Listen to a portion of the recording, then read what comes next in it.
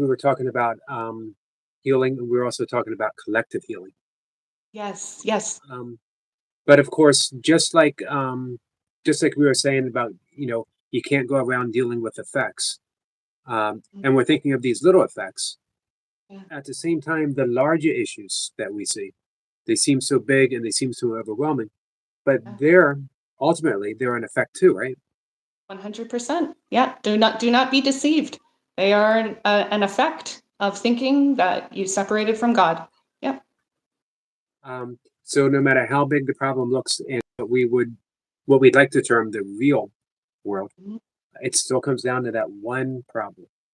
Yeah, absolutely. And so we want to remember the miracle principle that there is no order of difficulty in miracles, because it's all just stemming from the one problem. And that's part of the ego's deception. Ooh, this problem's more extreme. Like, we could say that there's a massive difference between having a cold and having cancer. In our experience, those seem to be two vastly different things, one more extreme than the other.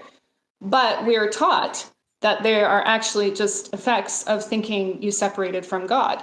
So yeah, it's up to us as course students. Like, Jesus does speak to that a lot. Try not to be deceived. Try not to be deceived.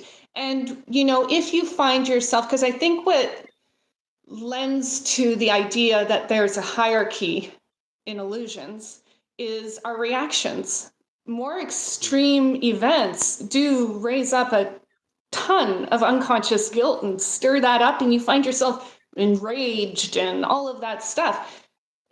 But that's still an ego reaction. That's still, coming from a place of ego. Now, it's not to say you can't feel those things, but you want to be cautious about what you do with those feelings. Feel them in a way that feels safe. Don't project it onto other people. But as a course student, you ultimately have to come to bring it back to, this is a projection of unconscious guilt from the collective ego mind. And my reaction is coming from my own unconscious guilt.